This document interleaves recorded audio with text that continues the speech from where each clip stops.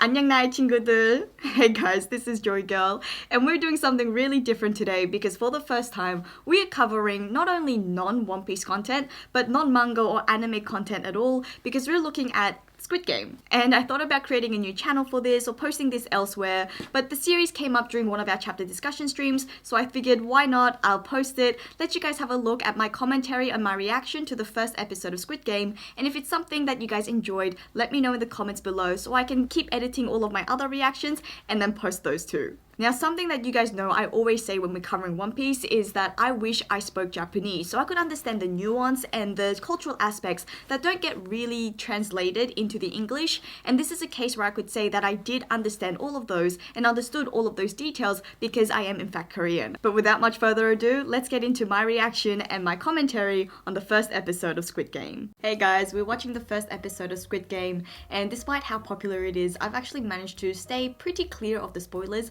which I'm pretty happy about. I know the very basic premise that it's about a bunch of people who are in desperate need of money participating in a game called Squid Game, but apart from that I don't know too much about it, but I do know that it is hugely popular and it has just taken Netflix by storm.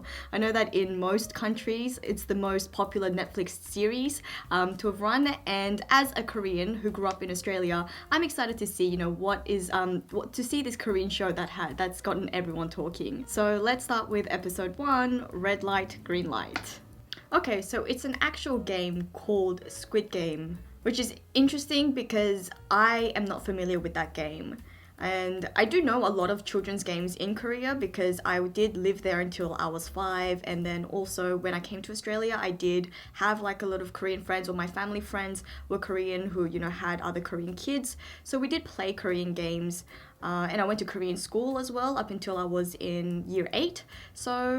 But Squid Game is not a game that I'm familiar with, so based on this, based on the context of what we can see, I think it might be like a game maybe for the older generation because it's not something that I'm familiar with. But I do know that word, amenghosa, that's something, okay, so that must be something that was commonly used in a bunch of other games as well, because I'm not familiar with Squid Game, but I am familiar with amenghosa. This game's very complicated though, it has a lot of steps for you to win. It's very involved. Okay, manse. Alright, yeah, hooray makes sense.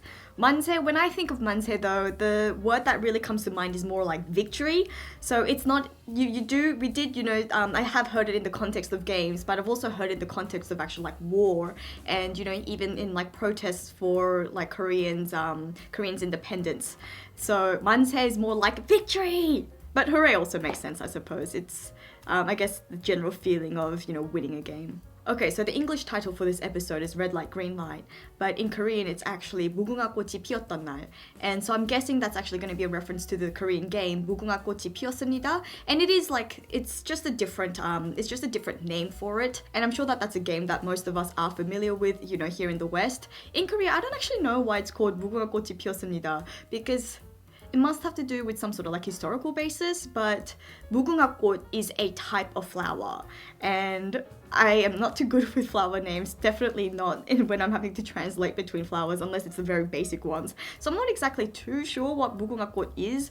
Maybe it's the morning glory, which I'm not even sure is a real flower name. So I'll have to double check and get back to you guys on that. But essentially it's very similar to Red Light, Green Light, but the person who's sort of it stands at the front and goes 무궁화꽃이 피었습니다, and then turns around, and that's when everyone has to stop. So I'm guessing maybe that's a game that we're gonna see in this episode. Two very well-known Korean actors, very veteran actors. And that's coming from me, who I don't actually watch much of Korean dramas. I'm not very into Korean media, but I do recognize both of these actors. Maybe he's a 백수. 백수 is a word that we have in Korean that means like an unemployed, someone who's unemployed, who sort of just lounges around at home all day. It's got sort of negative connotations, as I'm sure you guys can imagine. Okay, so the amount of money that she's given him is around, if we're speaking in like Australian dollars, it's almost equivalent to $40. So each of those bills, those 10,000 won bills that you can see, it's very roughly equivalent to $10, 10 Australian dollars again. So if that's only if we're doing a very, very basic exchange rate of 10,000 won to $10, maybe it's probably a little bit more than that based on our currency at the moment. And in terms of US, it'll probably be a little less than that, probably closer to like 30 something dollars maybe. But I'm pretty sure I counted right. That was 4 10,000 won bills. Look at him pretending to care about her and doesn't want her to work, but asking her for money. I don't know if any of you watched Binari, but the actor who played the grandma in that film, another Korean film, by the way, but set in America this time, and it won quite a bit of awards last year. Yeah, it was I think earlier this year actually. Maybe it would have been earlier this year. And the actor who plays the grandma in that film said during like an interview during one of her acceptance speeches that she did a slight shade to her sons that said this is for my sons who told me to go and work. Well, this award is the result of my work. And it was such an hilarious moment, throwing shade on her sons, on like international TV, global TV. Such a funny moment. Sort of reminds me of this now, this son going like, oh, don't work, you've got a bad back, but then like, really, really scrounging her for more money. No, he doesn't know her birthday. Scum. Scum. That is very valid though, because when people calculate their birthdays by the lunar calendar date, it is super confusing.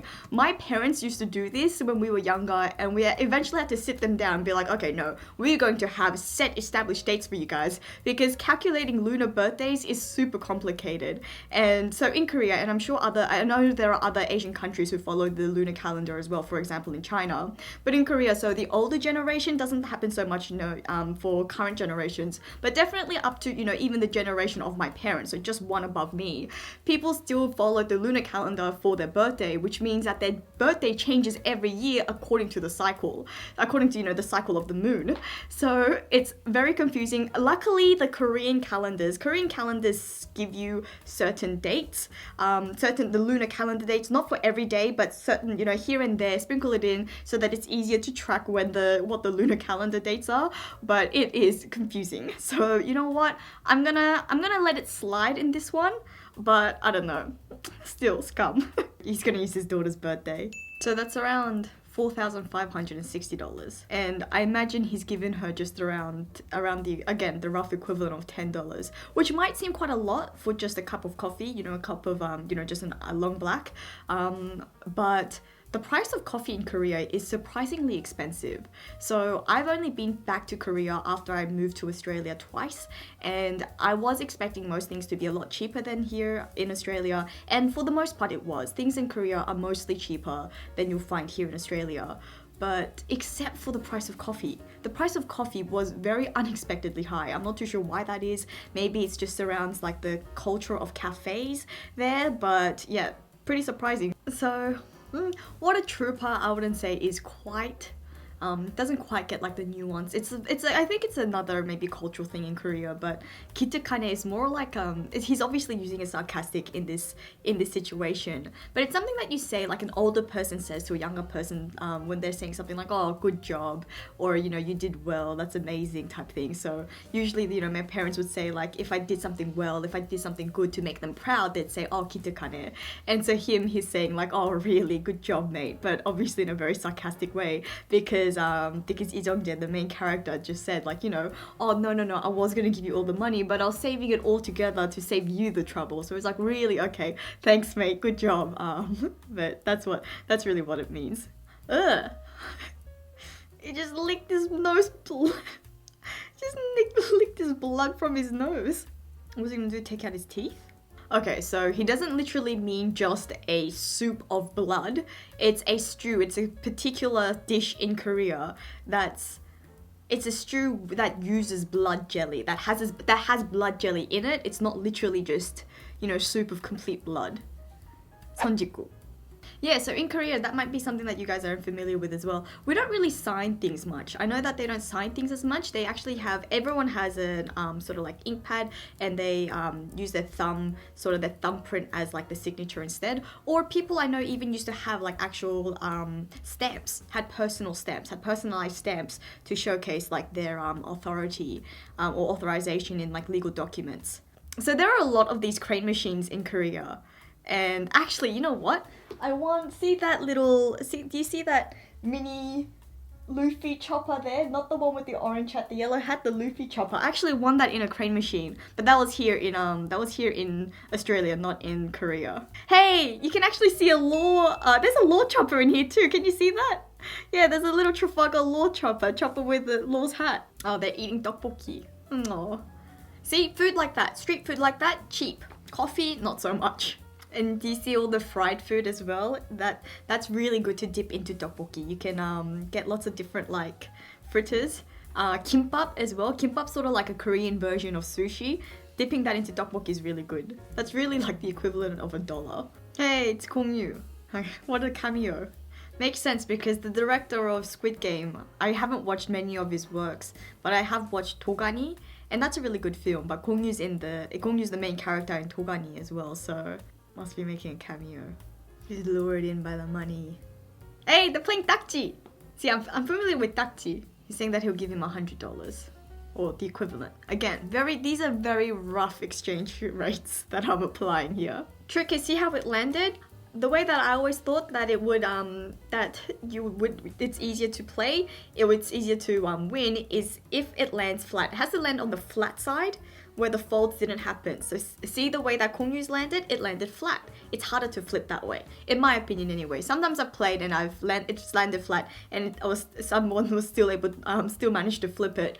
But in general, I would say that when it lands flat, it's a lot harder to flip. Oh! Just slapped him. Netflix kept it clean. Didn't translate the seki.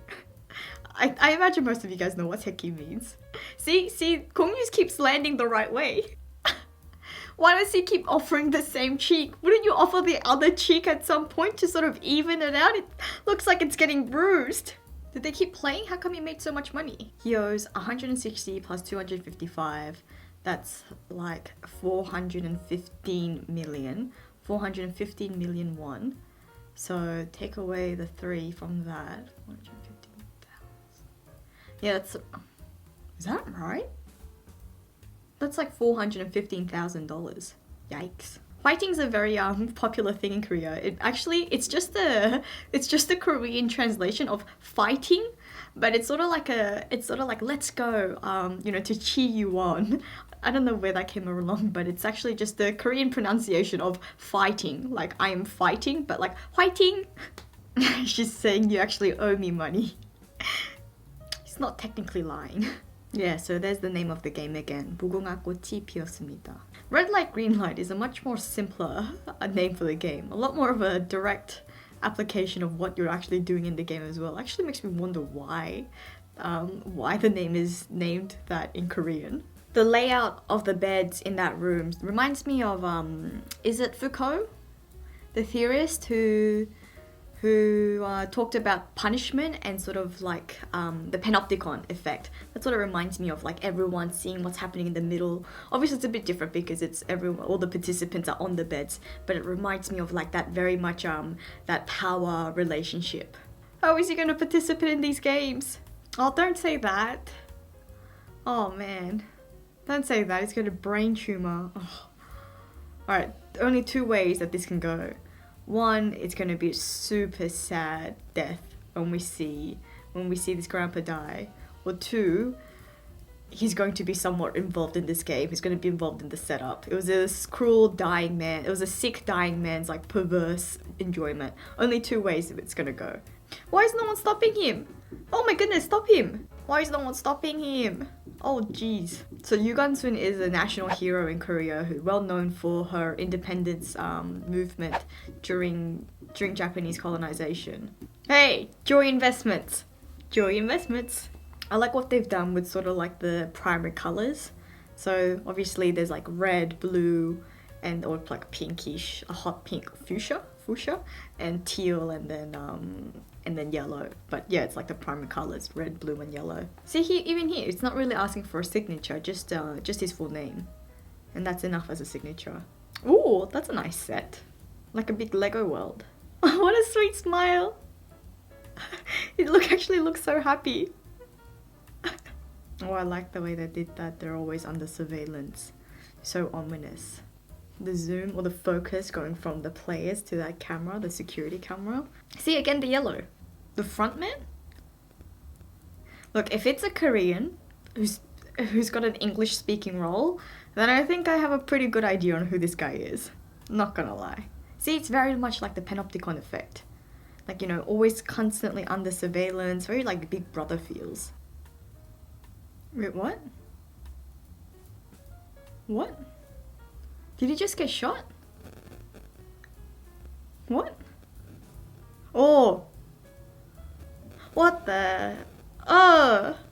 Oh my goodness. No, don't move! Why are you running? Why are you running? Stop it! Stop moving! Stop moving! Oh my god. Stop moving, it's not working! Oh, look at that, just casually, just having a drink. Yeah, I know who that is. I know who that is. That hair, come on, I know who that is. Oh my goodness, it's the old man. He actually looks like he's enjoying it. Look at him, like. See, this is why they say that he he graduated from SNU. Oh, we should do that. What if he gets up and catches up to her? But how is he gonna help him? How is he supposed to save him? Oh, that's so sick. Look at him just playing some jazz music. Oh, it's so perverse. With that hairstyle, it has to be Lee Byung-hun. See, the old grandpa, he looks like he's having fun. Look at him, he's smiling. Wow, what soundtrack, what a music to play in such a situation. Man, the direction is great. This is crazy. Oh no, oh my goodness. No way. Wow. Wow. What a save. Nice, alright. They made it. Okay, nice. What's gonna happen now? I think we're gonna get shot. Oh, yeah. Oh. I wonder what would happen if you just played dead. Okay, like I said at the beginning, I did not know a lot about this series, apart from the fact that it was super popular. I hadn't even watched a trailer for it, so man, that moment when they just started killing everyone, that was a total surprise. What?